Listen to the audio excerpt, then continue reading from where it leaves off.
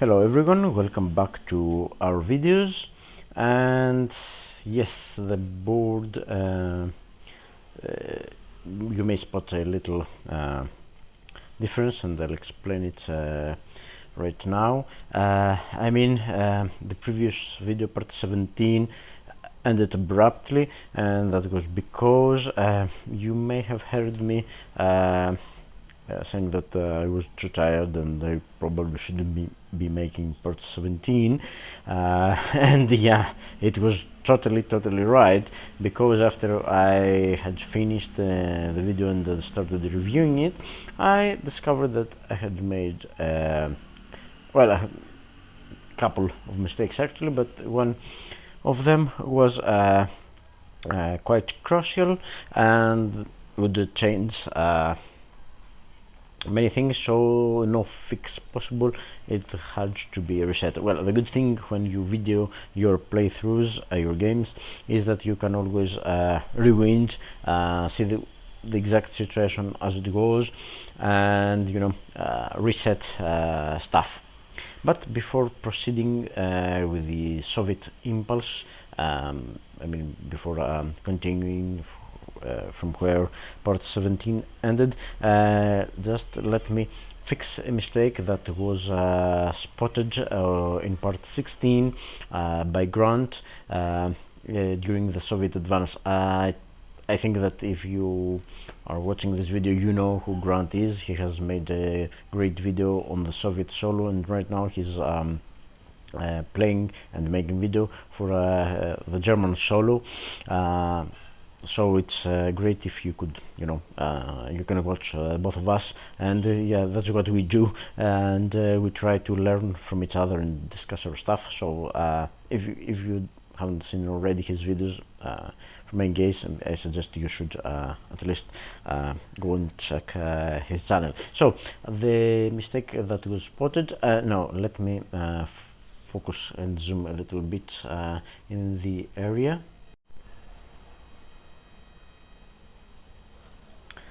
So this is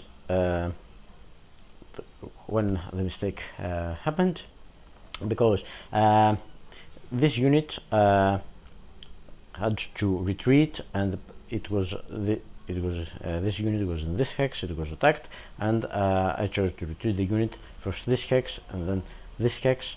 So we were checking for advancement, and well, the other ones were okay, but when I advanced the last unit, I was lucky. I didn't have to remake all the advance. When I reached the last unit, then I only checked. I forgot that it had quite some options, and I only checked for the primary direction, whereas the rules say that when a unit moves a second hex, and of course there are possibilities, the first hex has to be the attacked hex, so no other possibility there, and there are the chances are different for each hex, so it's not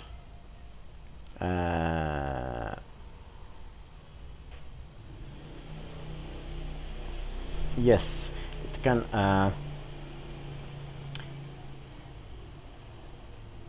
no sorry, yes, it can ignore the zone of control here and get here. It doesn't have to go to another hex. So, but I only checked for this hex. These units weren't there at the time, and when that happened, I checked against this hex, and it was no advance. But I forgot that you check the hex with the highest possibility of success for an advanced check, and that hex would be here, which is also following the path of retreat, and it would be a valid hex, because it's it's primary, it's secondary direction. It is in the list of hexes to advance, and it is 100% possibility to advance, because there are no units already there. So it's an automatic advance, so you can't go any better than that, I suppose. So that's the correct advance, and I hope I haven't made any other mistake here. So yeah, that's it. And again, thank you, Grant, for catching that mistake. It it may have quite a lot of significance when group pop-off activates next.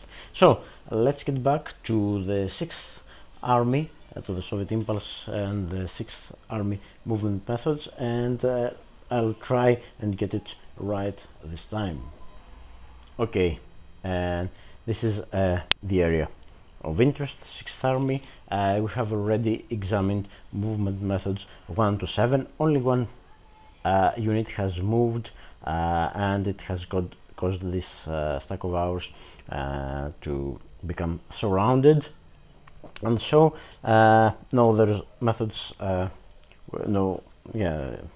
rest of the units were not able to follow any other methods up to now. So we are checking for movement methods 8, and I hope I haven't please, there's a mistake, please spot it and let me know about it so I can redo it. But okay, let's go to number 8. And I almost made a mistake in movement method 4, but I got it early enough. It goes downhill from there. Yeah, I forgot that the checking order, I just checked some units very quickly, and it's descending order. I have to check the units in 6th Army descending order for adjacency to German unit, and number 8 is a little bit difficult because you can get carried over, and it says move to an unoccupied hex, keep in mind unoccupied, that is adjacent to a German unit and not adjacent to a Soviet unit adjacent to the same German unit. And then there are preferences, but let's see if we meet the requirements before checking for preferences. And descending order, and this means this one. It's number 8 selector. So can the unit move adjacent to German unit and not be adjacent to a Soviet unit adjacent to that same German unit? So this obviously excludes this and this hex. I mean, it could reach both these hexes, because it could go 1 or just 1, 2, 3, but even this hex is adjacent to this unit, this hex is adjacent to the first guard's unit, and so they don't meet the requirements. And the same goes, of course, for I don't think it could. It could reach them. It could go 1 and 2 and 3, and up to there it could go and reach this hex, but then it would be adjacent again to a German unit, and we'll have to check if it can reach any other unit. I mean, there is another possibility. There is this unit here, and it could go. Could it go? Because there's a zone of control here. It could go 1 and 2 and 3 and 4. Go around the zone of control. No, it can't reach it. So this unit also would be a possibility, but if we check it, 1 plus 2 plus 3 plus 4, can't get to it. So unit number 8 can't reach a hex adjacent to German unit but not adjacent to a Soviet unit. So number 7, and I think number 7 is a little bit closer. Let's see if we can do it. 1, 2, 3, 4. You see, this unit can reach the unit of corporals there, be adjacent to it, but it would also be adjacent to this unit, which is adjacent to the same unit. And it's not a matter of preference here, it's not prefer hex, it's a requirement. You can't get that unit there in the first place so as to, you know, use the requirement, the preferences, the tactical adjustments, and get it to a better hex. It doesn't meet the requirements for the movement to happen before we can adjust. So I mean, unit number 4, same case with unit number 8. I'm not examining again. And last but not least, unit 3, which, as I've already explained, can leave this hex. It's a VP hex. There is a restriction. We can't leave a VP hex, and no, we can't leave. We can leave a VP hex, but this movement can't make the hex proximate to a German unit. I mean, this hex is clearly behind closed, so with lines, no way a unit would be proximate. If this unit has movement to 6, it just can't enter the hex. Even if it was completely empty, it would go 1 and 2 and 3 and stop here, because there are zones of control here, zone of control here, it's here or here or even here, but it can't move and enter. Proximity to a hex is entering that hex. Proximity to a unit is adjacent to a unit.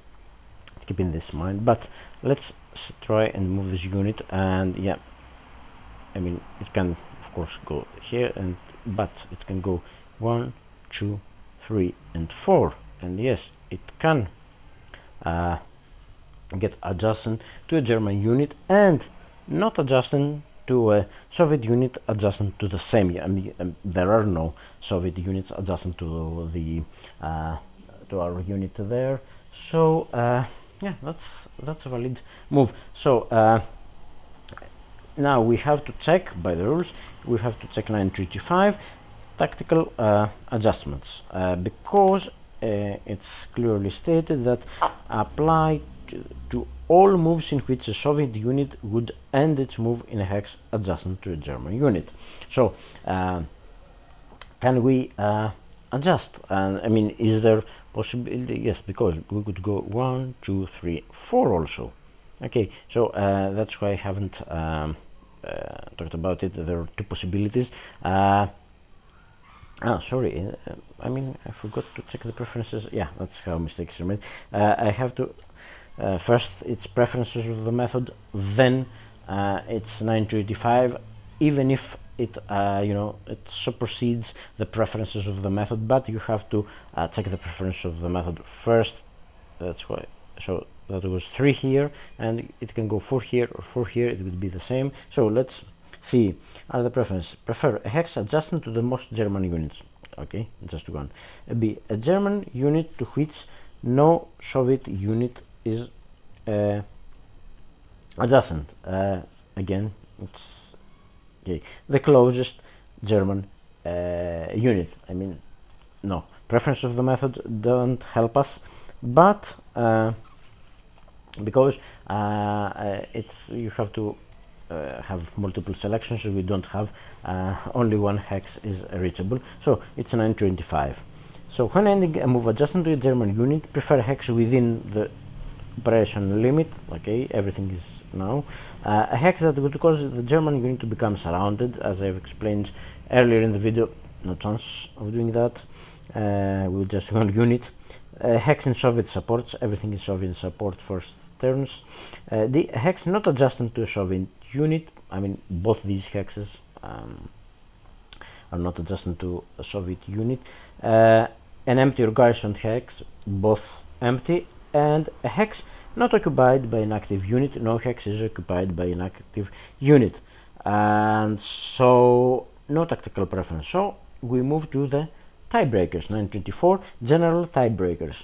Okay, if more than one destination hex meets the requirements and preference of a given movement method.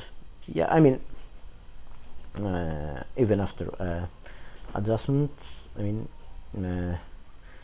tactical requirements, even if moving the hex, make sure, however, it conforms to the rules of 923. Yeah, it doesn't say.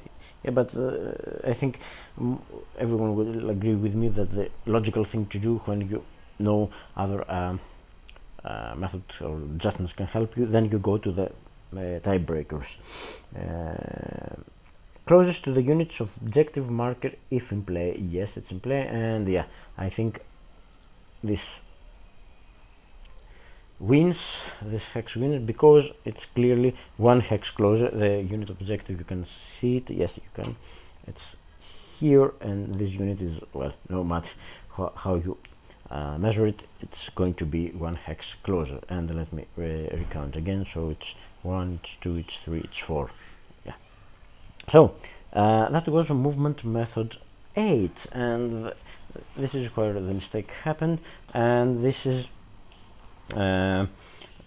things started because the way movement methods are built, it's a domino of mistakes. If you make a mistake in a movement method, the unit that move will affect the movement of the units next with the next method or the next unit, so it's going to be all wrong. So movement method 9, relieve garrison. No garrisons until turn 4. And 10, well, the general suggestion, follow movement arrows. We have to follow the movement arrows, primary and secondary, any combination of them that would lead to our unit expending all of its movement points. I mean, you can't just follow the arrows for 1 or 2 movement points. We have to spend the whole allotment of 4 movement points moving by the arrows, and we examine it ascending order. So we'll start with unit number 4. So let me get, okay, so this hex has only primary arrow, so yes, the primary would lead straight into the zone of control of this unit. It would spend 1 movement point and it would stop. So no, we can't, there is no secondary arrow, no other option for this unit, so it can't spend this, it doesn't move by this method. So next one is number 7. It's got a secondary arrow, this one, so let's see if it can move by this method. I mean, it can move by its primary arrow because it would go again into this zone of control and stop. So secondary, it's 1, but then it's primary, no secondary arrow, it's 2, zone of control, and it would stop. So just 2 movement points, no, not happening. It could go, yeah, it could go, one could say pay, and no, you can't. When you enter a zone of control of an enemy unit, you stop. You can only pay to exit a zone of control. You can't keep going. If you enter, you stop. That's the rule. Otherwise, I suppose that zones of control wouldn't have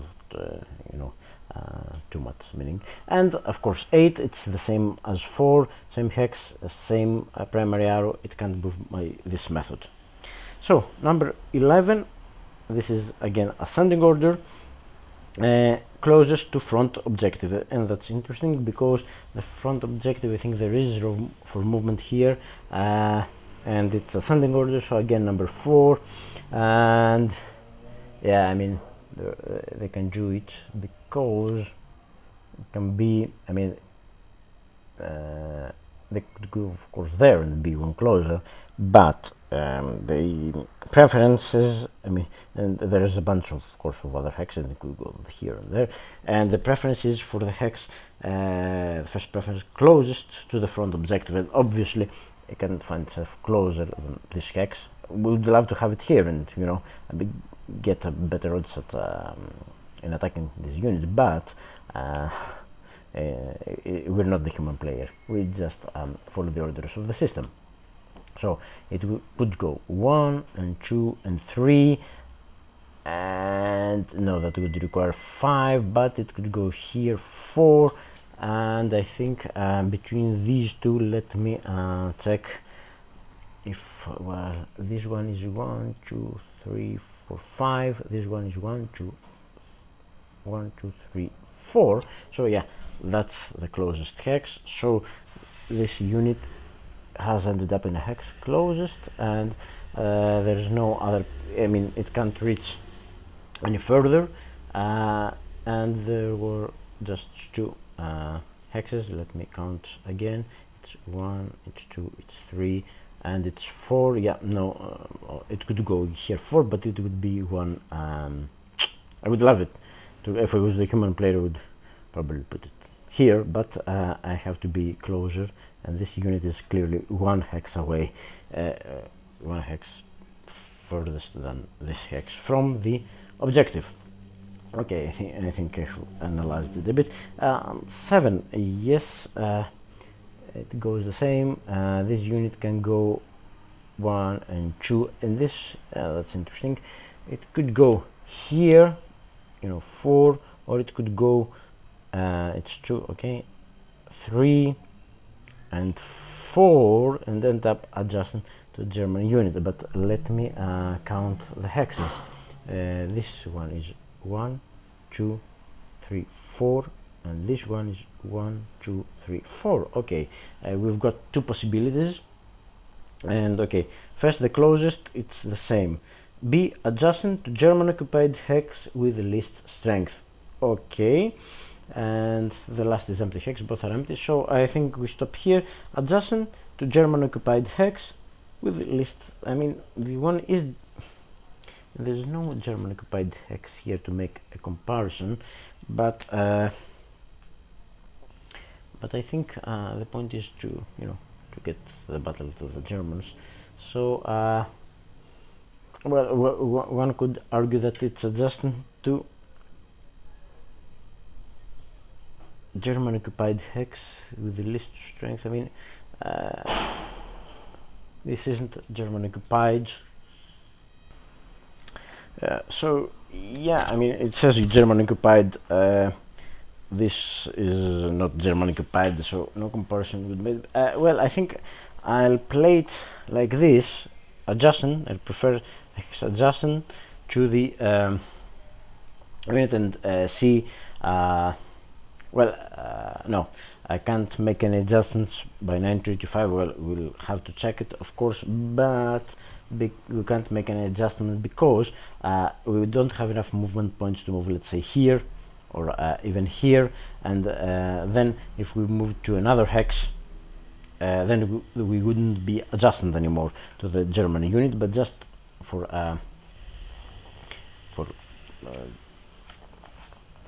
the sake of it, just check it. Okay, prefer hex that would cause the German unit to become surrounded. No chance, can't reach it. A hex within in Soviet support, not adjacent to. Yeah, I mean, there is no way we can avoid, even if we could reach this hex or this hex, we can't. But if we would still be no, to the same unit. Yeah, we would. Yeah, we could possibly.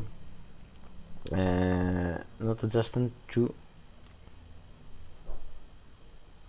a Soviet unit in general, so I mean both these hexes adjacent to, so that would not help us at all. The preferences, there's nothing that would alter this, even if we had the movement points. We don't have the movement points. It's the only choice. I mean, there are only these two choices, and I'm going to, yeah, it says actually adjacent to German occupied hex with least strength. I mean, this is for one who have a choice between two German occupied hexes, but I don't think it helps us if not closest, but both are equidistant, and yeah, I think, yeah, it would be the general tiebreakers, and at some point, and some other tiebreakers say about okay, even if we don't use this and go to the general tiebreakers, it says an empty hex, the hex farthest in the compass direction indicated on the objective marker. So west is towards here, down as we look at the map. So yeah, this hex is clearly more Western hex than this one. So yeah, it's kind of this. So I mean, but it's a question. Maybe I'll find something relevant on BGG, and yeah, adjacent to German occupied hex with least strength. Okay, I'll make a quick. I hope I won't forget to ask it. Yeah, maybe we'll discuss it with the guys, with Jeff and Grant and War and David, and yeah, maybe Martin and John. John Butterfield always tries to help and answer our questions. He's a really great designer. Yeah, okay, but let's go to yeah, I mean ascending order, and this was number. Okay, and number 8. Let's not forget about number 8. As I've said, that's how mistakes are made. You forget about a unit. Okay, can we get closer to the front objective? Yes, can. Well, avoiding these hexes, can follow 1, 2, 3. It can't go here because it would be in the goods it would require 5. It could go here and be in a stack with unit, and not the same distance. Okay, hex closest to the front objective, and the third preference is but we don't have any options. I mean, could go here, which is not close. It could go here, but let me check. Just could it just remain here? It will be 1, 2, 3, 4, 5, but here is 1, 2, 3, 4. I mean, no, it can't remain here. It can go there. It can't remain here, and it clearly can't go there. So it will again. I think these two are meant to be together, and I think that concludes our movement. I mean, the empty hexes preferences if you have more than one hex to select from, but the requirement is closest, and I mean, again, the first preference is closest, so this is the hex closest to the front objective, so that's where this unit would be going. And yeah, again, due to the way the units are selected and the movement method check, you see we have a little bit of a dispersal of the 6th army. No, not just, it's not a great one, but it's kind of is. So that's it. I mean, there's all the units have moved, so no point in going to movement method 12. And so let's go now to the attack checks, and yes, let's go to 9-4. Sorry, attack checks. Attack check sequence, again, it matters. It's ascending order. Well, maybe not so much in the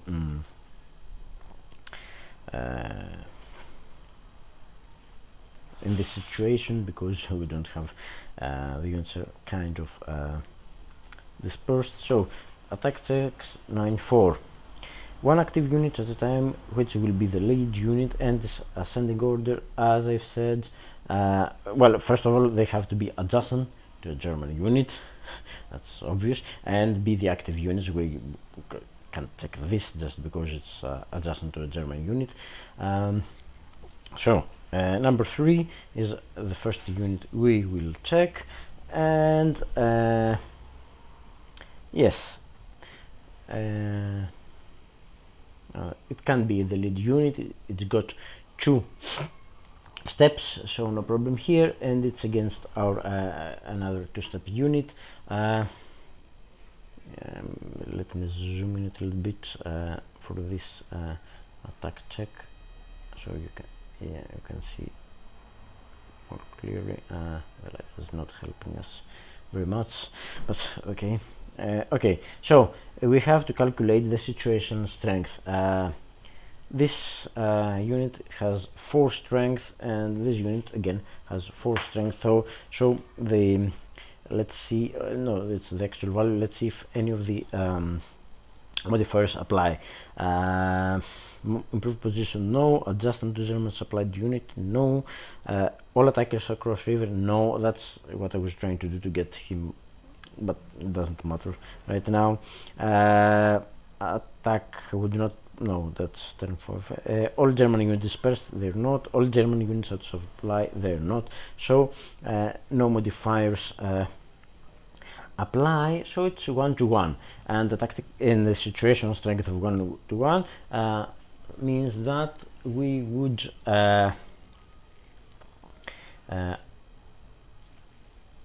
calculate the tactical value. I mean, if it was less, that's why I'm trying to be extra careful with the modifiers. If it was less than 1-1, then the attack wouldn't happen at all. If it was 3-1 or better, it would automatically happen. Anything between, we will have to calculate the tactical value of the attack. So let's start. Let me get this die here to help me. So first, attack value of the command card, command value, sorry, of the command card, it's 3. We start with 3. Next, if +2 if situation strength ratio greater than 2-1, no way. +1 if Soviet artillery barrage bonus applies, it doesn't, that's why we got them there. +1 if attack is in Soviet support, and yes, all attacks right now are in Soviet support, so that's a 4. If only Soviet units have armor, no, only German units have armor. +1 if any attacking, that this requires a little bit of to be a little bit careful. It says if it may seem counterintuitive, but it says if any attacking units are surrounded, no, they're not. So +1 if flanking will apply, no, it won't apply. Or defender will be surrounded and unable to trace supply once, of course, all units have been placed on the map. There are no reserve units to be placed on the map, no other unit can, there's no chance of any other unit joining right now, so this will not. Okay, +1 if target hex has 2 or better victory points, it doesn't. So +1 if all combat tactics on auxiliary card apply to the attack. Soviet support, yes, we are in support, and the auxiliary card, let me remind you, had the combat tactic of fixed artillery, and let's check the range of the fixed artillery, because the fixed artillery is from this line and extends actually this line, and the fixed artillery range turn 1 is this is on the calendar, and this says 2, so the artillery stops here, let's say, or here, and the lines here, so it's 1-2. Yes, it's within 1-2, yeah, it is within the fixed artillery range. So these all combat, there's only one combat tactic, so it would apply, so that's a 5. And the last, let me not forget about it, +1 if less than 4 cards in Soviet draw pile, and yeah, this is true, there are just 3 cards, and that would be 6, but we need a tactical value of 7 or better to proceed with the attack, and we only got 6. Just let me run again quickly through it, because it really matters. I've done during the first parts a mistake like this. Thankfully it was caught quite early. Okay, let's go again. Command value 3, not apply, not apply. 4,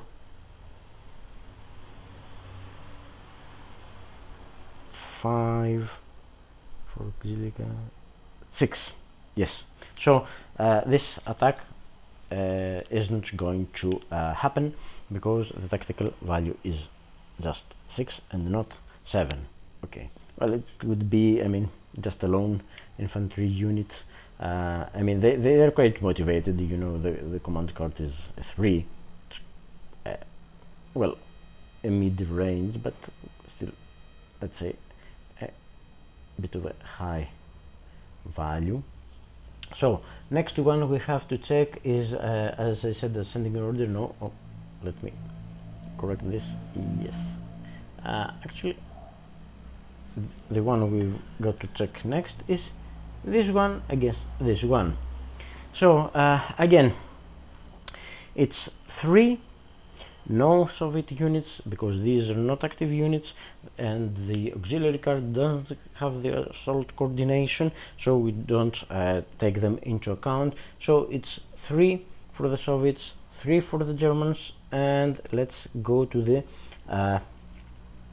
modifiers. Okay, improved position, no. Adjustment to German supplied unit, no. All attackers across Donetsk or Dnieper River, yes, we are across, so it's +1, so this becomes a 4. All German units dispersed, no. All German units out supply, no. So that leaves us with 3 for the attacker and 4 for the defender.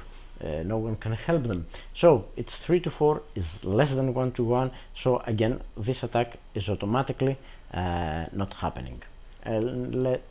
Let's check the these 2 units are not adjusted to German units, so then it's this selector, the last unit of the 6th Army, it's 2. Well, I don't think this attack is also happening.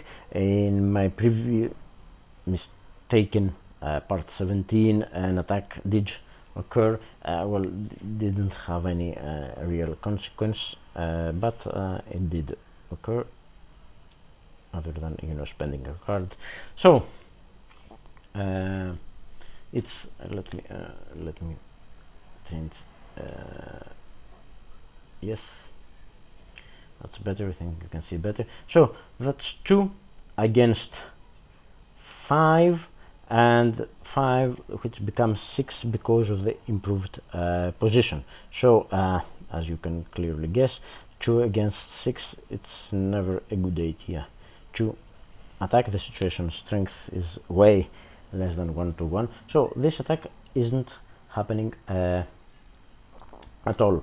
Again, let me remind you that this unit is not active. It's first guard. It can't, there's no assault coordination card. It can't participate in the attack. And so I think this concludes this Soviet impulse and our video, of course. And just let me run through the final steps after I mean, no combat has taken place. So let's check the other steps. In the Soviet impulse, step 4, it's eligible active reserve units on the map. No, it's turn 4 onwards. From turn 2 we would examine, but it's turn 1. Again, 6, place IP marker, that's turn 4 or onwards, sorry.